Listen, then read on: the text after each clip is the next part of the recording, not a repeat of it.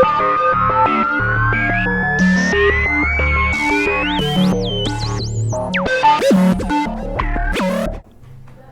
today we're going to talk about Tod Dockstader's album Aerial 2 with Jono Podmore. Hello. I'm here. Good to be here again in Cafe OTO with you for Yes. our second podcast. Yes, very exciting. And thanks for suggesting this particular album, this piece, because I'd never heard it before. So this was a complete fresh thing for me. This is you introduced it to me, and I have to say I was really impressed. Actually, I'm very happy that you liked it, and I felt the same because for me it's also a late discovery. Yeah. So I researched and went through lots of pioneering electronic music composers, including people from the United States, from Columbia Princeton studio. But I had never heard about this guy. He was not mentioned alongside those other pioneering figures, despite having a lot of work done with them. But then I found it spotted online out of the blue. I listened to one of the pieces in this album called Feeder. Then I immediately fell in love. It felt like a cloud or cluster of... It's really special stuff, but I mean that thing that his name doesn't come up in those circles, he seems to be in a really important part of his life as a composer. You know, the fact that he didn't he didn't get selected to work with Usachevsky at Columbia. Yes. Yeah, and they refused. Yeah, and that his background as an engineer and background working in commercial music for film set him apart from this kind of classical music control over electronic music that they had at the time. That's very important to mention because it seems that there was some segregation of these groups of people in the past. Maybe it is something we have today again, who knows. Yeah, but it's. I mean, in a way, I can kind of understand it. I mean, if you set up a studio for advanced research into classical music becoming electronic music, then all your frames of reference would be, how you interact with each other, what you talk about, would be stuff that he wouldn't necessarily have in his head because he was coming from a completely different angle. Yeah. So it may not necessarily be suspicious, but it's basically just a bit of a lost opportunity, isn't it? Yes, but also some of the refusals, the story of being rejected and being refused is something I particularly get inspired about, because alongside all our achievements, we always get these denial letters, things that don't work out. And it might sound like a cliche, but some of those refusals actually paved the way for something else. So I was thinking, in this case, he was featured on the radio with the likes of Edgar Tvarez or including Stockhausen that we talked about last week. But it was not a lot, he didn't get many features. But then he wanted to collaborate with Vladimir Treyevsky that you just mentioned, and also Milton Babbitt. Yes, Both of these guys separately sent a denial letter when he wanted to be in Columbia Princeton studio. But what if he had been there? It could have been even better, maybe for the historical development there. I mean, it was interesting that in the '60s he got this job in Canada for sound and visual design. Okay. And I think that's probably where he was really strong. I mean, as I say, I came to listening to this with very little background. I hadn't heard it before. I just put it on and listened to it. And my frames of reference, the things that it reminded me of listening to the album just cold for the first time, weren't other composers. I was thinking more of David Lynch or Cy Twombly was a name that came to mind. Okay. Like visual, filmmaker and a visual artist. Who I was thinking much more in as reference points rather than thinking like, oh well, that reminds me of Mimarolu, or that reminds me of Stockhausen, or that reminds me of Varese. You know? Yeah, I think that's very accurate. So maybe his music could have connected better with the ordinary people. Is it a correct term? I don't think so, but maybe outside world, because these studios, although state founded, they were much more technical and academic. Much more academic, Except of course, the big difference to that, the big exception to that, of course, is the BBC Radiophonic Workshop. It was very commercial. It was super commercial, super angled towards popular media. You know, I mean, some of the music that came out of the Radiophonic Workshop sounds like folk music. It's just that they used contemporary electronic techniques at the time. You know. But also, wasn't Milton Babbitt responsible for creating some soundtracks himself? Yes. And sound effects? Anyway, I was thinking Milton Babbitt also created music for pictures at the time. That's a contradiction in a way of what they were doing. Their reason to deny access, deny Tod Dockstader's access to Columbia Prison Studio. But I think it was not a discouraging thing in the end, because what was it that you mentioned in Canada? I think that happened after this. Yes, it was. It was in the 60s that he worked on the Expo as sound and visual designer. Wow! Yeah. And I think that makes a lot of sense. Yeah, it does. It does. Yeah. And but it was interesting. I mean, coming to the, coming cold to the whole album. The first few tracks struck me really as studies, like etude. Like in a really classical music sense. But the first one that really got me and made me go back and listen to the whole thing was this piece, Wales. Mm-hmm. It's in there. It really uses there's subtlety in the sound field. There's much more. It's much more arranged. There's much more variation. It's a longer piece. Yeah. And that was the one that really drew me into the thing. That's when I really got a handle on it.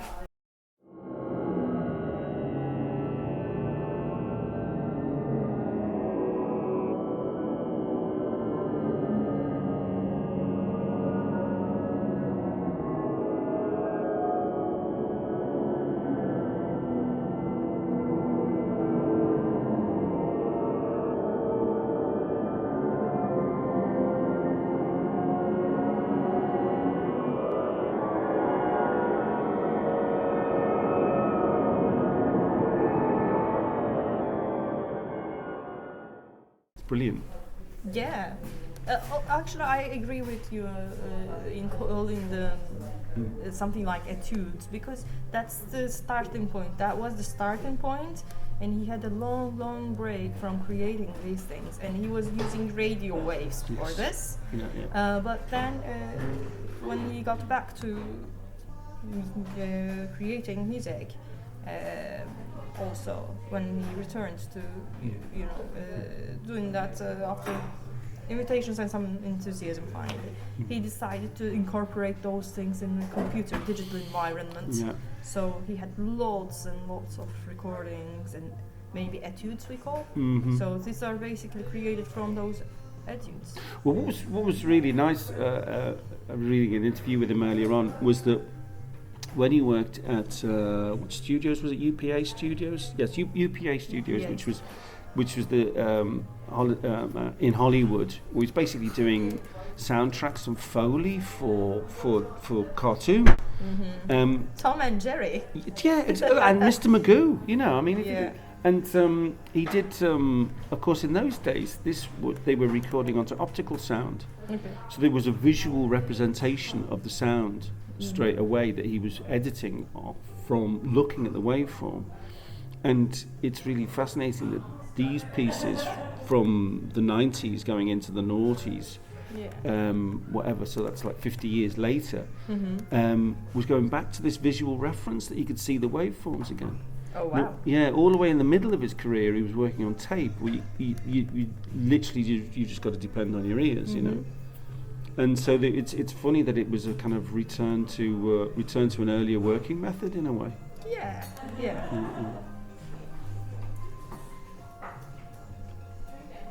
And also the methods and tools he used initially had military and industrial connections. Yeah, yeah. Well, that's not surprising considering the time, post-World War II.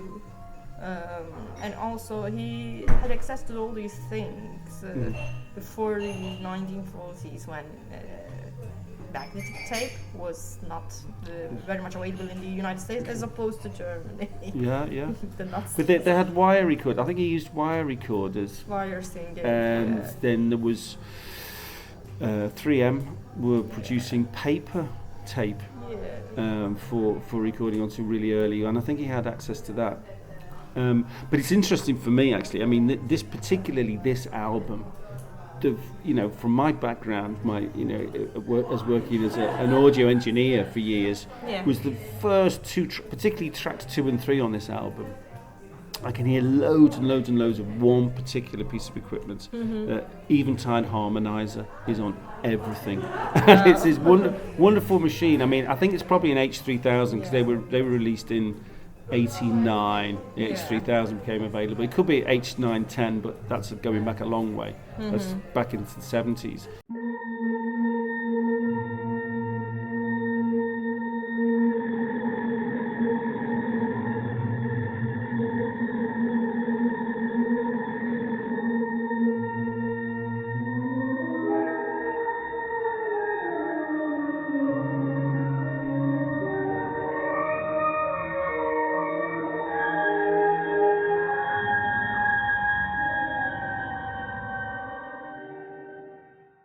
But this thing of particularly changing the pitch, making a single note, a single sound into a chord by being able to harmonise it both up and down, is all over everything on this album. It's almost like a kind of like a demo of the H3000.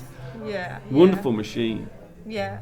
That would require lots of harsh editing and labor, I think. Yeah, but I think a lot of the more difficult editing was done in advance. By the sounds of it, he'd done a lot of the collecting the sounds, a lot of the editing, and then in the mixing process, he was adding the harmonizer. Yeah, after he incorporated in computer environments. Yes. Yeah, definitely, and that's the kind of music where today some people refer to as drone and ambient or dark ambient if we need to use these labels, but it has a very dark cloud like a vibe.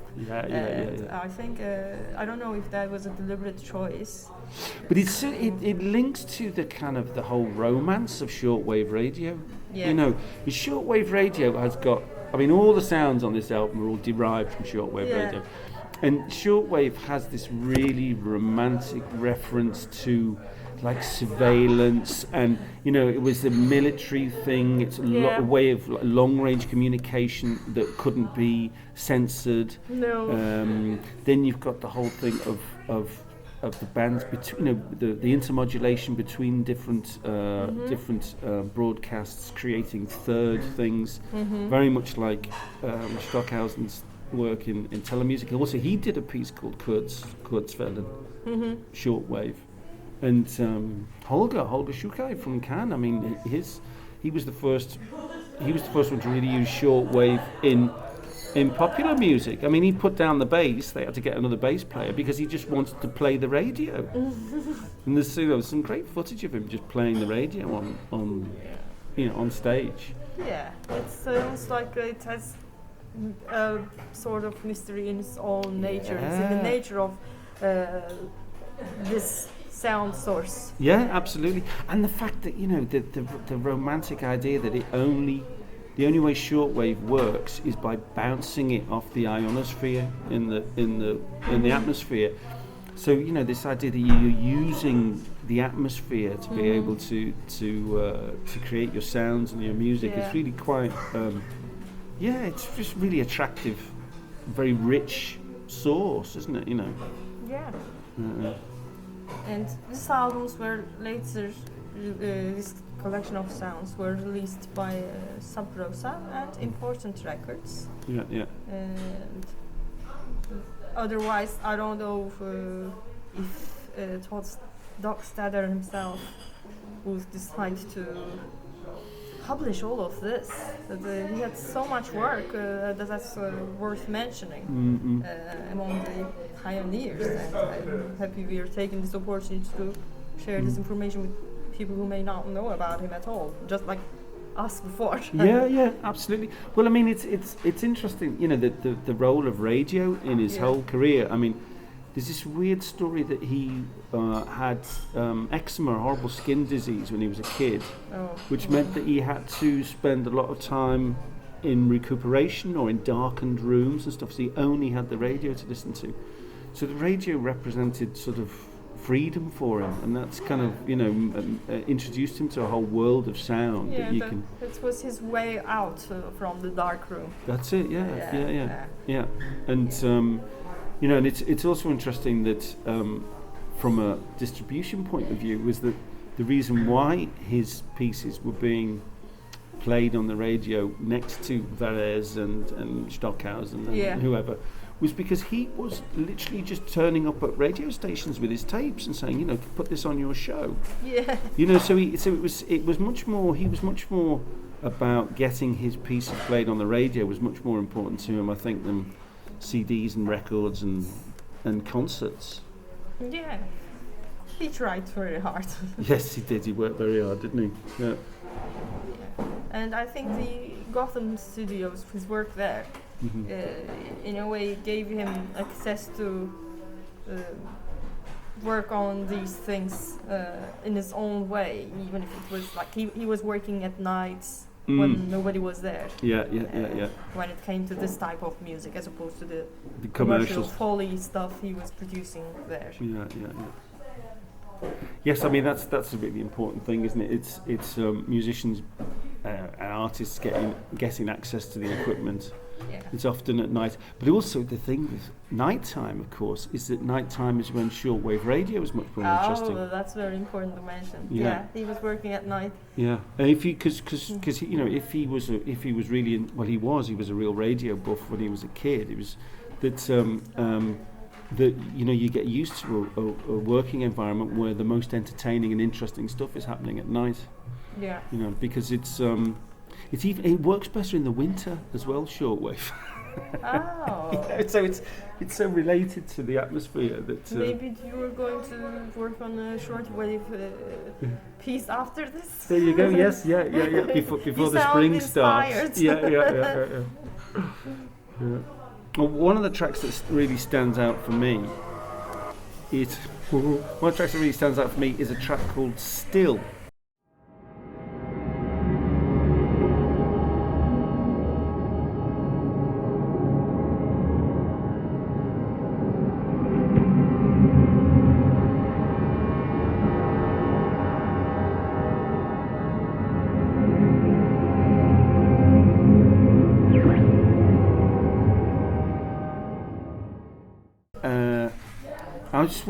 I was wondering whether the title is ironic or even a joke, because some of the titles for some of his pieces are quite funny. I mean, he had a whole CD called Quatermass, which we know from, which was a British TV show we know from in the UK. Yeah. But he'd never seen the program. He just liked the name, So there is a bit of a sense of humour in his titling, and that track "Still," I found it really interesting because nothing is still, everything is shifting. Yes, maybe that's the irony. Actually, the pitch of everything is shifting. The arrangement is shifting. Nothing is constant. But also, the shifting doesn't happen immediately. Yeah, there's always some build-up. In fact, I think the tracks are connected. It's almost like a concept album. I don't know if that was the intention, but all of the tracks are like a continuation of that, and they are representing all these shifts. Yeah. And they have their own shift dynamics inside them. Yeah, yeah. Yeah, it's shift. Well, that was the thing that actually struck me, you know, on my first listen was, you know, the tiny bit of text I'd read about it, or actually it was kind of promotional material. That, you know, the album was being sold as a drone album. Yes. And what I found really quite weird was that everything I listened to, it wasn't a drone, it was always shifting. Yeah. It wasn't one fixed point, it wasn't droning on, it was always changing, always developing, always evolving. But I think it must be about the continuation of like the almost like an endlessness of this type of shifting infinity. No, it's not. It's not still. It's not standing still. It's they're almost like completing a cycle, just like the planets. Speaking of which, this sonification thing they do. NASA does. They publish sounds and they say, okay, that's the sound of Saturn, that's the sound of Mars, which is basically a piece of data they map with the image graphics data. But deliberately, they are choosing this type of eerie, out of this world dance sounds, and that's one of the things I felt in this album. He created the sounds of these planets or stars for NASA before. They should just use this maybe, like, because that would represent that kind of it kind of emotionally suggests it much better than just a handful of data that they've given via MIDI, given some sounds to. Definitely. But again, that ties in with the shortwave radio thing. Is that you know that idea of interference between things, making a third otherworldliness. Definitely. And that you're using the atmosphere and stuff that's actually beyond the earth as part of your music. Ominous atmosphere of ethereal clouds, or that's exactly like it. an unknown world. But then he brought an unknown world, a sound that you wouldn't hear in your daily life. Or not the traditional music. I mean, this sounds different even among the pioneering electronic music sounds that basically were sounds very much alien to normal listener at the time, or really different from the traditional conventional instruments. But I think it stands out among what is created today also. Absolutely. In our time. Contemporary electronic music also. Well, one of the things you know that you know, I mentioned Twombly earlier on. That there's this what's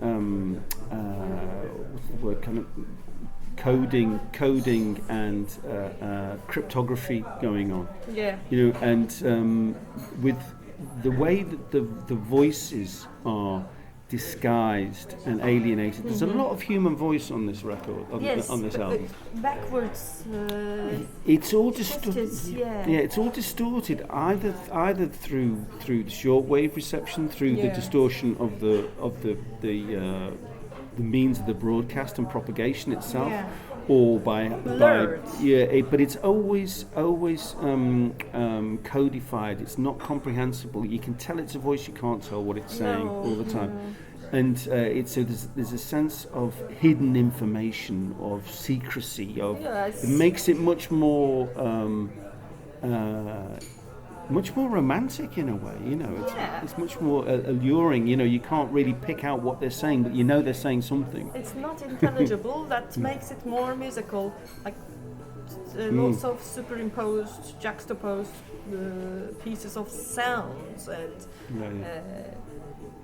clouds of sounds. Echoes.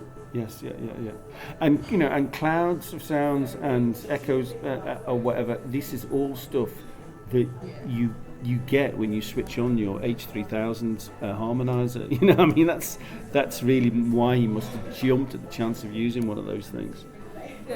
There's one music reference that I thought would be helpful. There's some of it reminded me of Bernard Parmigiani, you know this French composer. French. Yeah. Who worked at the GRM, and whose work was, of all the guys there, it was his work was really the most musical and directly affecting. Yeah. But there's a piece by him called Géologie sonore, which I think is very similar to some of Dockstader's stuff on this album. Yeah, that sense of like strata of levels of things, really of like cutting through different levels of stuff. Yeah. Definitely, you have a point there. Yeah. And I was thinking about something in Milan studio. Of course, that's speech text. I was thinking of Luciano Berio, but that's not like drones or ambience. It's the unintelligibility of the music. Yeah. For example, in this piece called Visage, which sounds really eerie also in its own right. So use of human voice as an otherworldly, and turn it into processing it in such a way that it turns into an otherworldly sound. And that's a parallel piece that I can think of myself.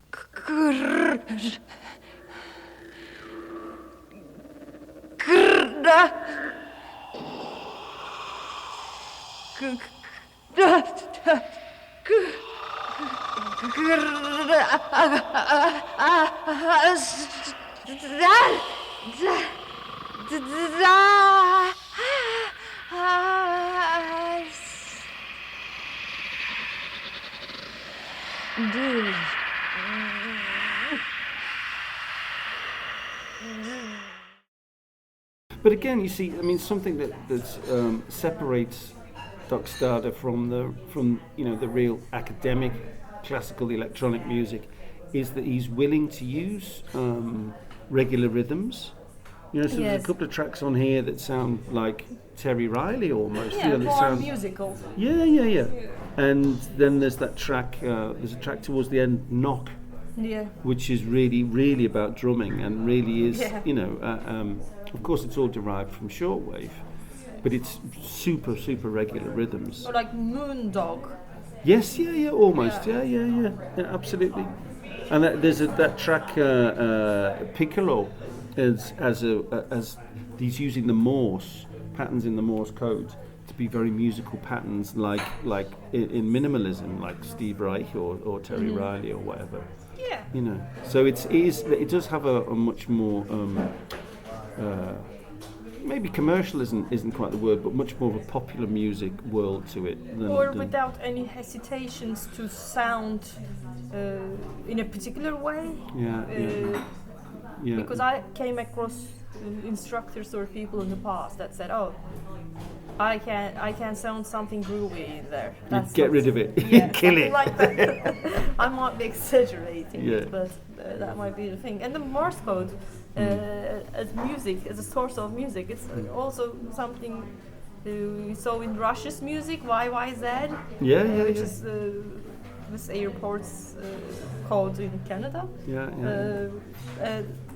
So that can be classed as commercial music, but it's not also very accessible to everyone still. No. Well, I mean, the Morse code connection for me is with Jackie Liebzeit, because I published a book a few years ago about his method of building rhythms, which he called the ET system. ET system. E is a dash in. Oh, I haven't got this the right way around. E is a dash in Morse code, and T is a dot. Okay. So it was just based from dashes and dots. The idea of a sustained note, or a sustained hit or a short hit, and he built all these rhythms from these two very, very simple particles, and he could play him and his drummers. They could send messages to each other with Morse code. They knew Morse well enough that when they were playing gigs, they could play rhythms to each other. They knew what they were saying to each other. You know? Yeah. So there is a very strong link there. Yeah. But Morse is such a rich source, because there's a tonal aspect, there's the rhythmic aspect. Definitely. You know, and there's also again this very alluring, romantic cryptography side to it. You know, what are they saying? Dialogue. Yeah, hidden dialogue. That's it. Yeah. Yeah. Yeah, and I can feel it in this album. But also the preceding Aerial 1 and 3 are worth listening. After which the album was released posthumously by yes. Darkland, and Dockstader, when he was coming to an end, he had dementia, and that stopped him from working in the studio towards the end of his life. Oh, that's sad. I didn't know that. Okay. Yeah, and that just made it difficult. But they could release so in 2016 after he died. He died in 2016. Yeah. They released a CD from like more than 4,000 recordings in his archive. So it's such a big library he had. So Aerial, which were released in his lifetime, were part of that archive, and he was invited to do that, and he had control. But later, it's good to have access to what they could release now after he died for us to listen to, but probably he could have done more contributions with this library, I think, or if he had collaborated with other composers maybe around his time, that could have contributed to the history, but also maybe a museum of this type of sounds or music. I think. But he seems to be a bit of an outsider in a way, maybe even a bit of a deliberately a loner. Maybe with his there's this picture of him with his cigarette, working in the studio in the middle of the night. So that picture represents that kind of a thing very well, I think.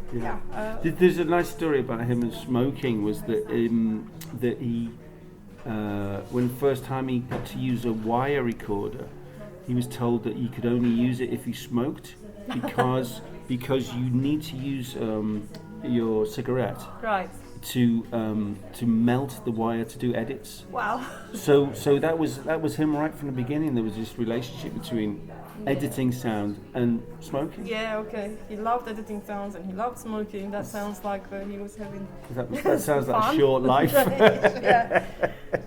Yeah, it's such a great album. I'll add a link to the album for people to buy and listen to.